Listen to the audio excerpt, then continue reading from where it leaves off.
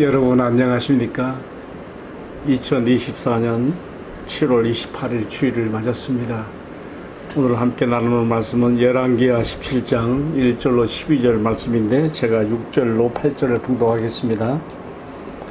호세아 제9년에 아수르 왕이 사마리아를 점령하고 이스라엘 사람을 사로잡아 아수르로 끌어다가 고산 강가에 있는 할라와 하볼과 메대 사람의 여러 고을에 두었더라.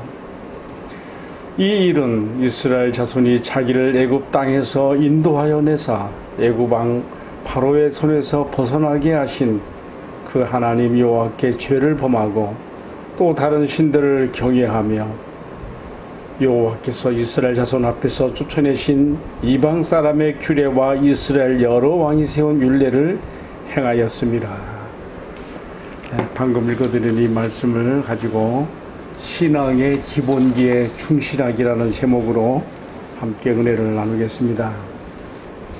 제가 중국 하얼빈에 선교차 갔다 오느라고 몇 주간 빠졌는데 오늘 7월 마지막 주일에 다시 말씀 전달 자리에 섰습니다.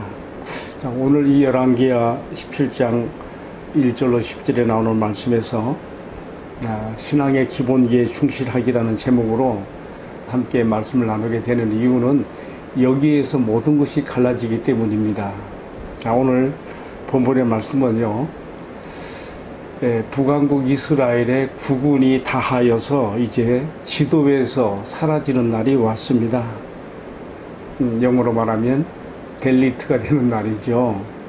참 민족의 참 비참한 국군이 다한 날이 된 것입니다. 통일 이스라엘이 남북 왕조로 나뉘어져서 남왕국 유다와 북왕국 이스라엘로 갈라진 후에 약 209년 동안 이 북왕국 이스라엘이 존속했는데요. 모두 합해서 9왕가와 19왕이 다스린 끝에 호세아가 마지막 왕으로서 이제 종말을 구하게 됩니다.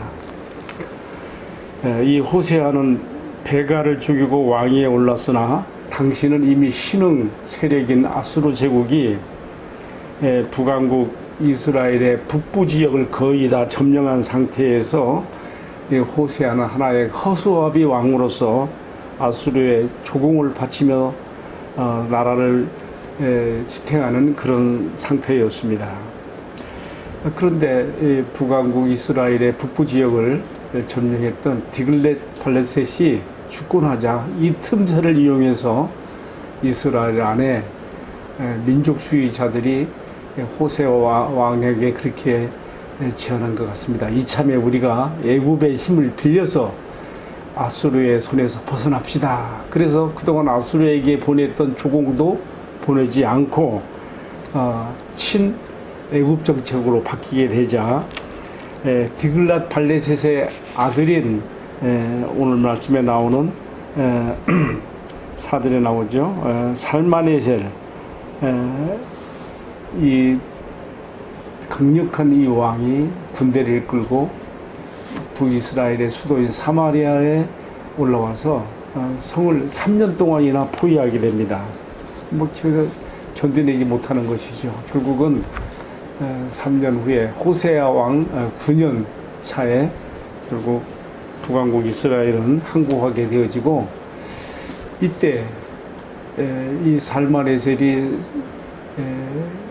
이 북왕국 이스라엘에 대해서 사용한 정책을 보게 되면요, 아주 무서운 정책을 썼어요. 역사학자들은 고대 문헌에 근거해서 살마네셀의 아들인 사르곤 왕 때 되어진 일이라고 말하고 있는데, 어쨌든 아수르 제국의 조공을 바치는 이런 주종관계로서 이렇게 유지해 주는 것이 아니라 이참에 아예 그냥 북이스라엘이라는 나라 자체를 없애버리는 겁니다. 아주 그 잔혹한 정책을 써서 북이스라엘 사람들을 모두 흩어버리는 거예요. 그래서 문헌에 의하면 약 2만 한 8, 9천 명 정도가 잡혀가는 것으로 나오는데, 포로로 잡혀가서 우리가 고대 근동지방의 시도를 보게 되면 여기 오늘 본문 말씀 6절에서는 고산 강가 할라와 하볼 지역에 흩었다 그랬는데, 이 지역이 우리가 잘 아는 하란의 그 북쪽 지역입니다. 아브라함이 정착해서 살았던 적이 있었던 그 가족이 살았던 적이 있는 그 하란 북부 지역인데 그쪽으로 막 다 붙어버렸어요. 그리고 아수르의 주민들을 이스라엘, 북이스라엘로 또 이주시켜서 말하자면 민족 말살 정책을 쓴 것이죠. 완전 민족혼을 없애버리겠다는 것이죠. 자, 아주 참 처참한 정책을 써서 그래서 이 북왕국 이스라엘에는 새로운 종족이 살게 됩니다. 그게 바로 사마리아족이죠. 사마리아 사람들이라고 보통 우리가 말하는데요. 말하자면 아수르 사람들과 또 그 북이스라엘에 남아있던 사람들이 서로 혼혈되어 있어서 나온 종족이 사마리아 종족으로 우리가 알게 됩니다. 예수님께서 이 사마리아 지역을 통과할 때 이런 그 배경이 많이 이제 참고가 되고 있습니다. 어쨌든 오늘의 말씀 지금 중요한 내용은 그동안 209년 약 210년간 존속했던 북왕국 이스라엘이 드디어 끝나고 국운이 닿아서 막을 내리고 지도에서 사라지고 없어지는 그 내용을 담고 있는데, 자, 이 열왕기 저자의 관점이 이제 여기서 나타납니다. 자, 하나님의 언약 백성으로 부르는 이스라엘 열지파가 왜 지도에서 사라지고 없어진 민족이 되는가에 대한 신학적 설명을 열왕기 저자는 열왕기하 17장 7절부터 12절까지 내일 말씀도 이 연속입니다. 여기서 설명을 하고 있습니다. 자, 여기서 열왕기 저자는 이스라엘의 멸망이 나라들 사이의 힘의 균형에 의해서 힘의 역학관계, 힘이 부족하기 때문에 망한 것이 아니라 더 깊은 이유가 있다는 것이죠. 그래서 하나님의 나라의 백성으로서 이스라엘이 그들과 언약을 맺은 여호와 하나님을 등지고 우상을 섬기며 자신들이 그 땅에서 쫓아낸 이방 사람들의 죄를 그대로 답습하면서 여호와 하나님을 경노하게 한 것으로 해석을 하고 있습니다. 여러분 잘 읽어보시면 이 내용이 아주 이렇게 돋보이게 드러납니다. 이때 얼마나 이스라엘이 이 우상 숭배와 죄악에 깊이 빠졌는지 이렇게 설명을 하고 있어요. 모든 성읍의 망대로부터 견고한 성에 이르도록 산당을 세웠고 모든 산과 큰 나무 아래 우상을 세웠으며 목상과 아세라상을 세웠으며 이 우상 숭배가 얼마나 극치에 달했는지 바로 여기서부터 온갖 다른 죄악들이 파생되어 나오는 것이거든요. 대개 이런 우상 숭배하는 지역 곳에 가면 결국 거기서 성창 제도가 있어서 사람들의 시각에 눈에 보기 좋은 사람들의 눈을 자극하고 호기심을 유발하는 그러한 죄들이 벌어지고 그것들이 이제 사람들의 마음에 부패를 가져오고 점점 그들은 깊은 죄악으로 떨어지는 것이 되었죠. 자, 열왕기 저자는 이스라엘이 이처럼 깊은 죄악의 늪에 빠져서 헤어나지 못한 이유로서 여러 가지 설명하지 않습니다. 딱 한 가지를 중요하게 말하고 있어요. 그게 뭐냐면요, 7절에 나와요. 제가 읽어볼게요. 이런 이스라엘 자손이 자기를 애굽 땅에서 인도하여 내사 애굽의 바로 왕의 손에서 벗어나게 하신 그 하나님 여호와께 죄를 범하고 또 다른 신들을 경외하며 따라가는 것이라고 말하고 있습니다. 한마디로 말하면 이스라엘이라고 하는 국가 존립의 근거가 이유가 되시는 여호와 하나님을 잊어버린 결과라고 말하고 있습니다. 기본이 그냥 흔들린 거예요. 기본이. 지금 자신들이 이렇게 살아가는 삶의 존재 이유와 존립의 근거가 자신들을 그 땅에 살게 하신, 나라를 이루게 하신 하나님의 복된 그 통치와 다스림이 있었는데 이런 것들을 다 배제하고 하나님의 말씀과 율법을 떠나서 이방의 우상과 죄를 따라가다 보니까 이런 결과가 온 것입니다. 자, 여기서 열왕기 저자는 조금 더 구체적으로 말합니다. 자신들을 애굽의 종살이에서 벗어나게 하시고 나라를 세우게 하신 이 나라의 진정한 왕이신 여호와 하나님을 버린 결과가 바로 지도상에서 이 나라가 없어지는 결과로 끝난다고 하는 마침표를 찍고 있는 것입니다. 자, 이제 오늘 말씀 적용으로 들어가십시다. 여러분, 열왕기 저자의 관점을 따라서 오늘의 말씀을 묵상하다 보면 가장 중요한 거 한 가지 우리가 놓쳐서 안 됩니다. 그건 뭐냐면요, 신앙의 기본에서 이탈하지 말고 바로 서야 된다는 것입니다. 지금 열왕기 저자는 이렇게 얘기했어요. 이스라엘이 많은 범죄를 저지르고 하나님을 떠난 이야기하면서, 그러나 그 이유가 어디 있었는가? 그들을 애굽 땅에서 인도하여 내사 애굽 왕 바로의 손에서 벗어나게 하신 그 하나님 여호와를 그들이 버린 것이라고.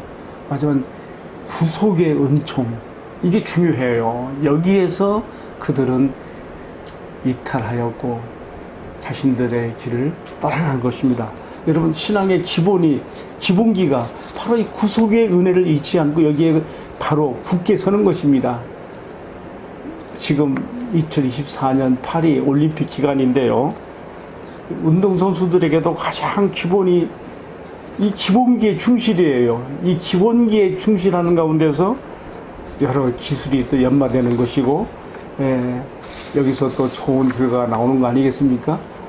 우리나라 그 손흥민 축구선수가 그렇게 유럽에 가서 참 많은 참 활약을 하고 있는데, 그 아버지 송종웅 씨가 그 다른 거 안 해서 기본기에 충실. 여러분, 그렇다면 우리 신앙생활에서의 기본기 중에 기본이 뭘까요? 하나님의 은혜, 구속의 은혜에 굳게 서야 되는 것입니다. 여기서 굳게 서지 못하면 무너지고 이탈하게 되어 있습니다. 이스라엘을 애굽의 압제에서 바로 왕의 손에서 벗어나게 하심같이 여호와 하나님께서 애굽의 압제보다 바로보다 더 무섭고 잔혹한 흑암의 왕국으로서 마귀와 죄의 종살이에서 나 같은 죄인을 구속하여 주셨습니다. 그리고 자기 아들의 핏값으로 사신 교회, 곧 하나님의 나라의 백성이며 성도가 되게 하시고 하나님을 섬기는 은혜와 축복을 주셨습니다.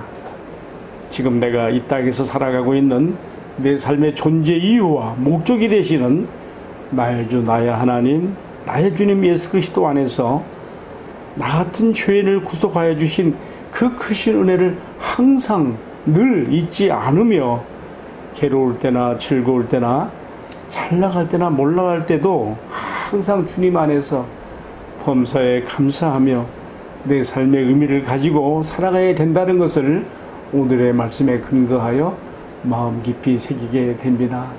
다시 한번 오늘의 말씀의 핵심으로서 중요한 것, 이스라엘이 왜 지도에서 사라지는 멸망으로 갔는가?